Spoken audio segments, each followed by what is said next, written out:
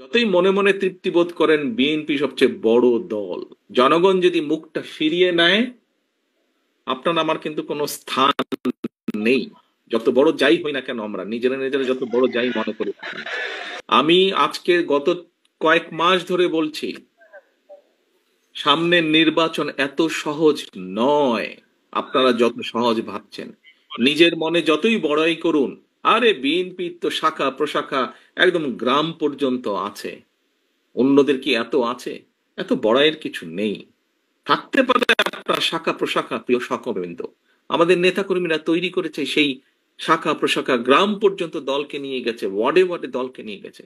কিন্তু তারপরেও জনগণ ম্যাটার্স, জনগণ ম্যাটার্স।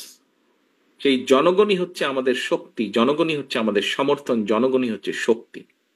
জনগণ সাথে না থাকলে জনগণ 5ই আগস্ট দেখিয়ে দিয়েছে।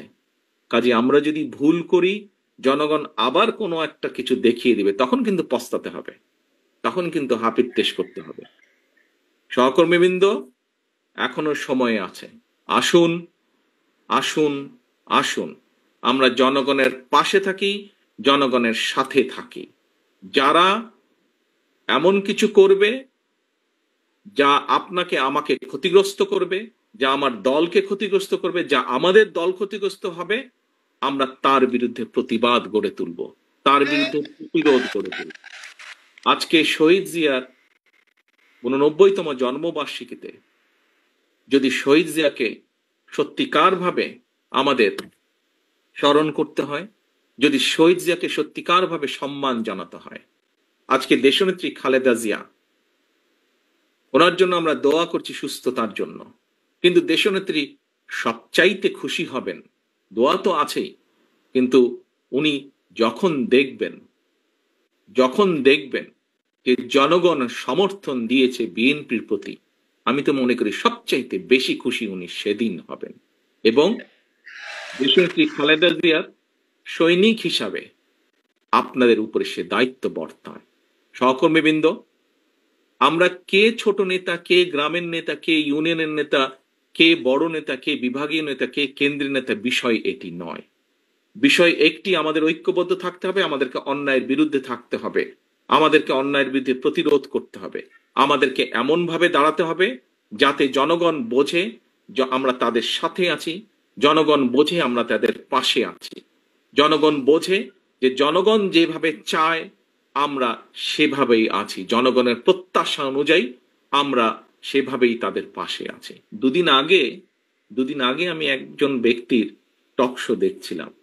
উনি কথা প্রসঙ্গে বলছিলেন, সে আলোচক কথা প্রসঙ্গে বলছিলেন যে উনি এখনো ঠিক বুঝে উঠতে পারছেন না, যেই স্বৈরাচার পালিয়ে গিয়েছে তারা আবার মাথা চাড়া দেওয়ার চেষ্টা করছে।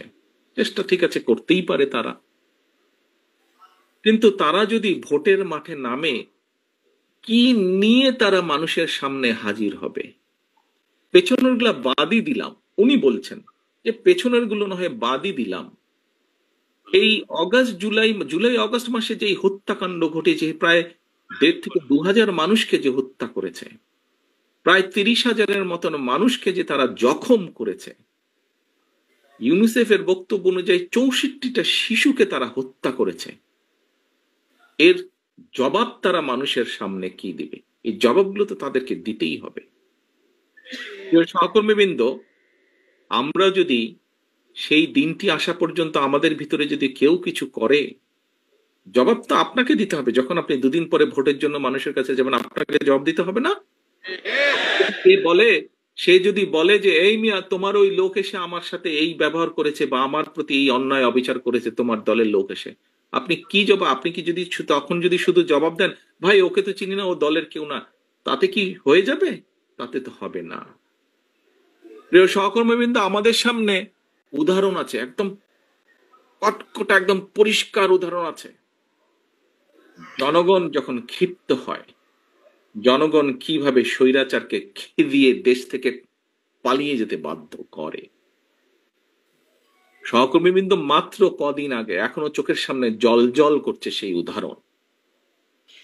জনগণ যদি ক্ষিপ্ত হয়, যতই মনে মনে তৃপ্তি বোধ করেন বিএনপি সবচেয়ে বড় দল, আমি জানি হয়তো আমার এই কথাটার কিছু কিছু রিয়াকশন হলেও হতে পারে, বিভিন্ন জন বিভিন্নভাবে টুইস্ট করতে পারেন।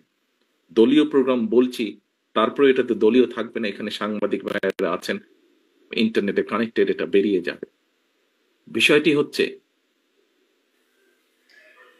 যে জলজল করছে সেই উদাহরণ, কাজেই দিন শেষে কিন্তু সেই জনগণ, দিন শেষে সেই জনগণ, আমরা সকলে সেই জনগণের সমর্থন পাওয়ার চেষ্টা করছি। কাজেই সমর্থন যদি পেতেই হয়, কেন আমরা সত্যিকার ভালোভাবে সেই সমর্থন নেওয়ার চেষ্টা করব না? কেন আপনি কেন আপনি অন্যায়ের বিরুদ্ধে চোখ বন্ধ করে রাখবেন? প্রিয় সহকর্মীবৃন্দ, দিন শেষে সেই জনগণের কাছেই যেতে হবে। জনগণ যদি মুখটা ফিরিয়ে নেয়, আপনার আমার কিন্তু কোনো স্থান নেই।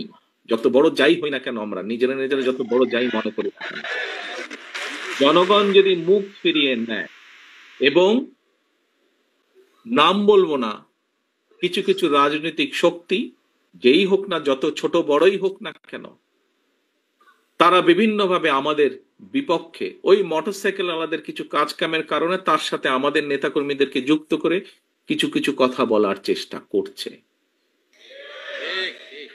আমাদেরকে সতর্ক সচেতন হতে হবে সহকর্মীবৃন্দ।